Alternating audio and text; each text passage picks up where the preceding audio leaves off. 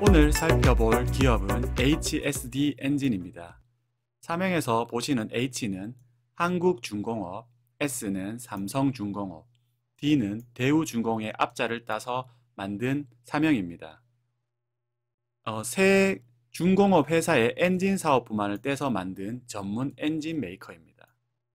이후에 두산중공업에 잠시 인수되었다가 이후에 다시 인하전공과 재무적 투자에 의해서 다시 인수되면서 예전의 이름인 HSD 엔진을 되찾게 되었습니다.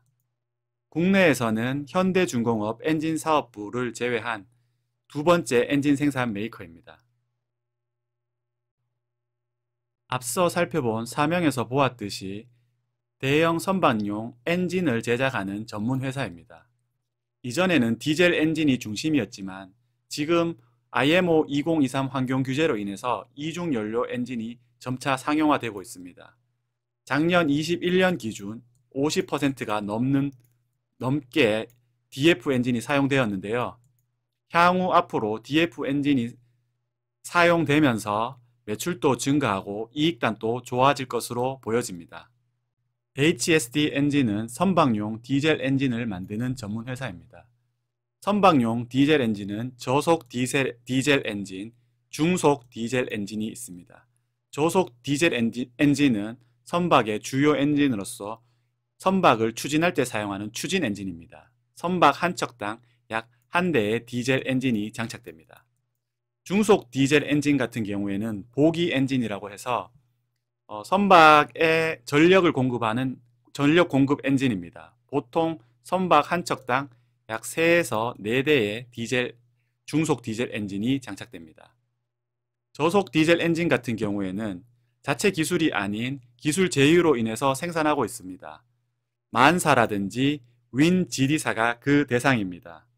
루돌프 디젤이 디젤 엔진을 만든 이후 그 디젤 특허를 발전시켜 슐저라는 회사에서 지금의 이행정 디젤 엔진을 완성시켰습니다. 이후 슐저사는 핀란드의 바르질란사와 인수합병되면서 바르질란사 소속으로 들어갔고요. 이후에 중국 선박 공업 집단과 바르질란사의 7대3 합작 법인을 만들어 이행정 엔진 사업부를 전문 기업을 만듭니다. 바로 그것이 윈GD사입니다.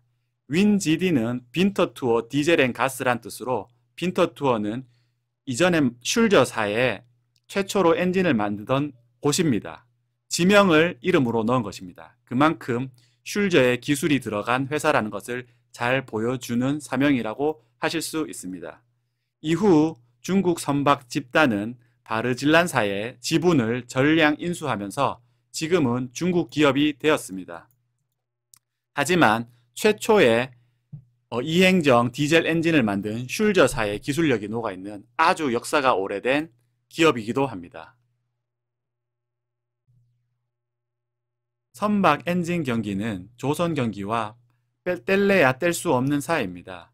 그렇기 때문에 향후 2003년에서 2007년에 이어지는 이 슈퍼사이클이 오기 위해서는 수주량을 잘 관측해야 되는데요. 이 내용에 관해서는 앞선 저의 조선에 관한 영상을 참고해 주시기 바랍니다. 2003년부터 2007년까지 이어진 이 슈퍼사이클의 핵심은 수주량이었습니다.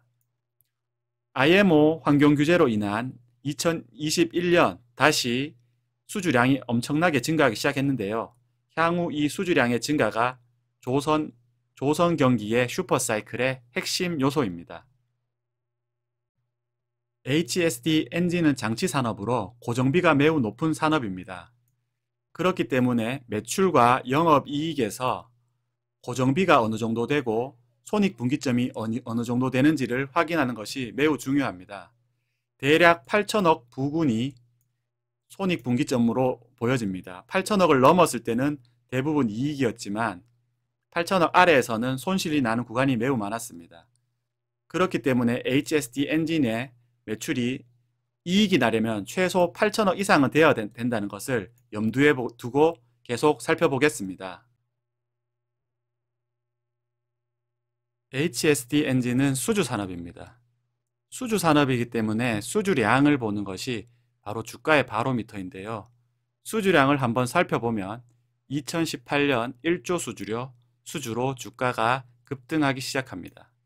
이후 2019년, 2020년에 수주량의 감소로 인해서 주가는 다시금 하락합니다. 그러던 것이 작년에 1조 2천억으로 수주량이 급증하기 시작하면서 주가도 다시 급증하기 시작했는데요. 향후 조선 경기가 좋은 만큼 이후에 수주량이 증가한다면 HSD 엔진에도 슈퍼사이클이 올 것으로 예측되어집니다.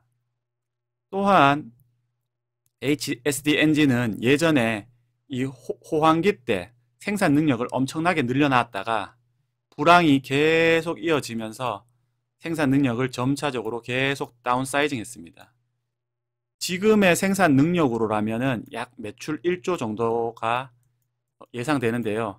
하지만은 이전에 생산 능력을 높였던 적이 있었던 만큼 향후 생산 능력을 늘리는 데는 별 무리가 없을 것으로 보입니다. 이전의 생산 능력으로는 약 2조 원 가까운 매출을 가능했었는데요. 지금 또 임대를 준 공장을 다시 재가동하기 시작한다면은 약 1조 5천억까지는 충분히 매출이 발생할 것으로 보여집니다. 또한 이러한 수주 산업은 생산 능력이 올라가고 매출이 증가할수록 영업이익이 급등하는 모습을 보여줍니다. 향후 수주량과 영업이익이 높아지려면 매출이 급등해야 되는데요. 이 매출 급등은 바로 수주량에 달려 있습니다.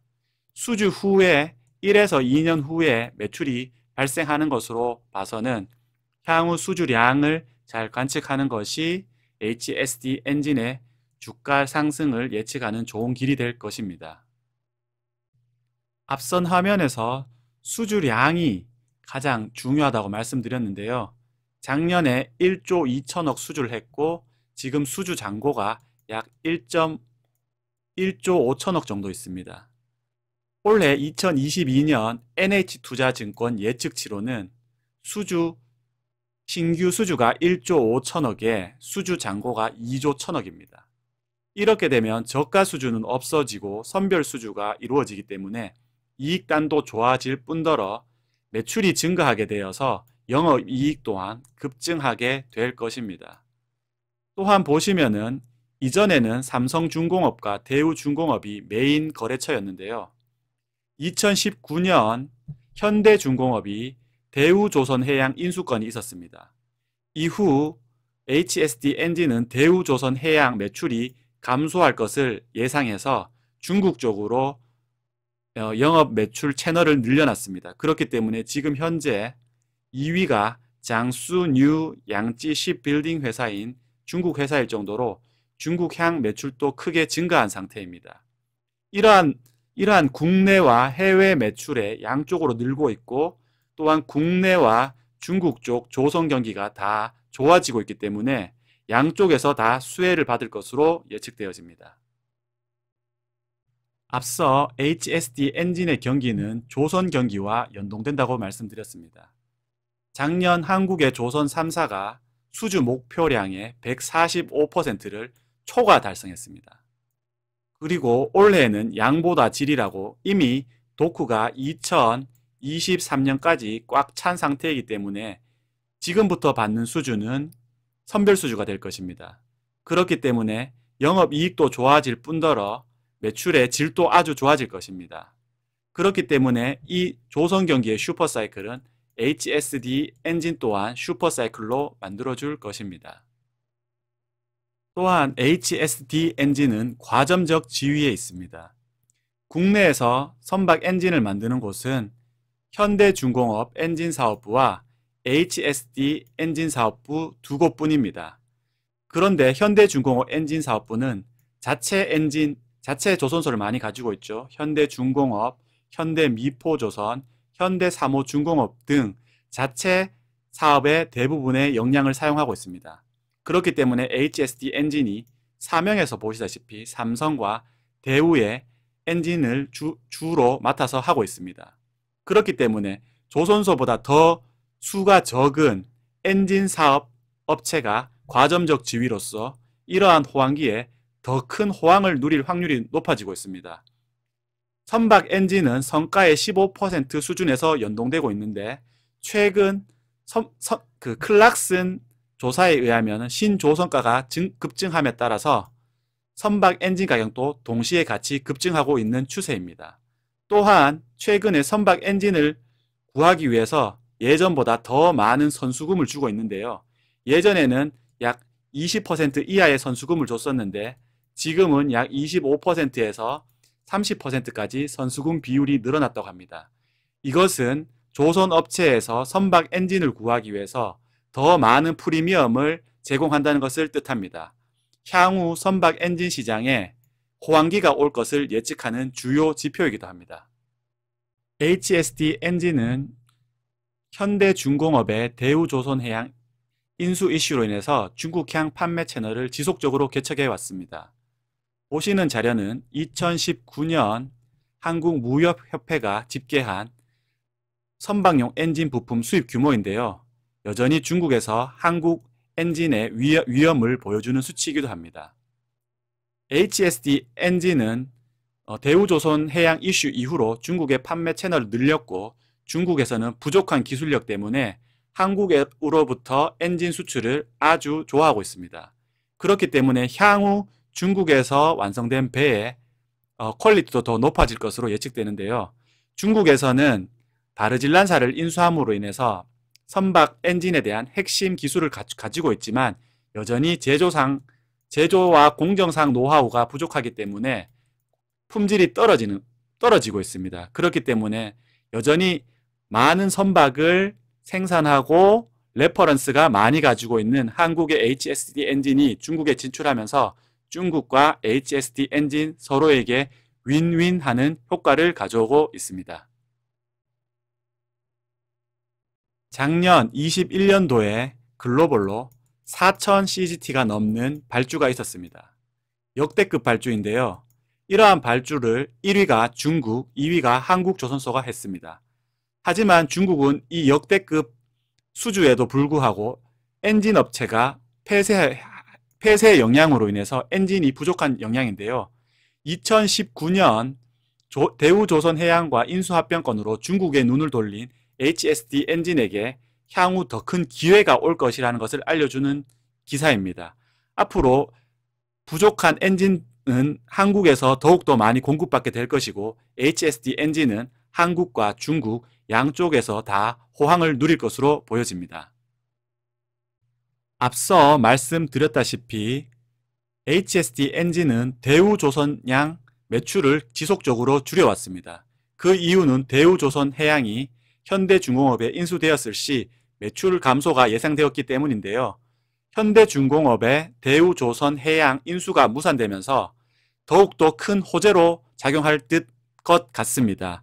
이전에 미뤄놨던 수주가 다시 급증하면서 국내와 국외 매출 둘 다 급격히 증가할 것으로 예측되어집니다. IMO에 의한 환경 규제로 인해서 예전에 벙커 CU를 사용한 디젤 엔진을 사용하는 것이 아니라 최근에는 LNG와 벙커 CU를 동시에 사용하는 DF 엔진 발주가 증가하고 있습니다. 작년 기준으로 DF 엔진의 발주량이 약 50% 가까이 되는데요. 이러한 것들은 환경 규제로 인해 선주들이 이중연료 탑재 엔진을 더 선호하기 때문입니다. 이중연료 추진 탑재 엔진인 DF 엔진은 엔진 가격이 약 10에서 15% 더 높기 때문에 매출도 증가할 뿐더러 수익단도 더 좋아질 것으로 예측되어집니다. 향후 그래서 조선의 슈퍼 사이클이 나타난다면 매출 증가가 더 급격히 증가하고 수익도 더 급격히 좋아질 것으로 보여집니다. 환경 규제로 인해 신시장이 생성된 것도 호재인데요. 예전 같은 경우에는 신조 선박에만 들어가던 HST 엔진이 IMO에 의한 환경 규제로 인해서 매년 이산화탄소 비율을 2%씩 높여서 맞춰줘야 합니다. 그렇기 때문에 기존에는 이 환경 규제를 충족하는 선박이라 할지라도 해마다 높아지는 기준에 의해서 LNG 추진선으로의 개조가 필수적이라고 할 수 있는데요. 그렇기 때문에 향후 HST 엔진은 수리조선업계와 맞손을 잡고 중고선박 엔진 개조 사업으로 인해서 새로운 시장이 생성되고 이 새로운 시장이 또 큰 매출을 일으켜 줄 것으로 예측되어집니다. 2013년 이후 건조된 선박 같은 경우에는 LNG 추진선으로 개조가 가능하기 때문에 향후 중고 선박에서의 HST 엔진의 활약도 기대되는 부분입니다. 잘 보셨나요? 난리난 HST 엔진을 요약 정리하자면 바로 이것입니다.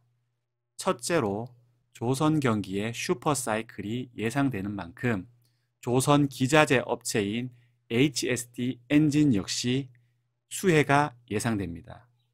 둘째로 중국향 판매 채널을 확보한 만큼 조선 경기 슈퍼사이클 시 중국과 한국 양쪽에서 수혜를 볼 수 있다는 장점이 있습니다.